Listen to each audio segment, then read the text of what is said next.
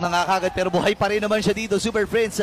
And this time, sige na nakakuha na nga ng Torre dun sa may bandang itaas. Papasok na natin kung anong sa kapit ng Blake si Duwin Tireno Shiki pero sa germs lang. Kailangan niyan lumayo doon. Imaginein mo yun. At ayan na nga, Team Liquid. Ay! Napangati na pa doon sa likod! Oh my gosh! Ito na yung mga beats mula kay King Kong. Papasok na rin si Brusco. Grabe na to, pero mukhang ang Lord ay hinihintay na laban ng Fnatic Onyx. Conceal kay Brusco, magseset nga ba nga siya? At mukhang mapaparaging Sandstorm na fade away din. Pero okay lang dahil papasok din si King Kong. May Torre na dito sa mid lane. Meron pang Lord sa top. At pwede nilang i-cut yung bottom lane. Ayun na nga, no, kukunin na nga kagad dito ni King Kong. Hinahawakan lamang niya. Pero naka-ready na yung Fnatic Onyx Philippines! Naku, nakill dito si Caroline, papasok na yung Fnatic! And this time si Bruce may madalikuran. Pasok din si Fabian. And this time may mamamatay si Weedy. Kaya si Caroline nakadalawa na BMI. And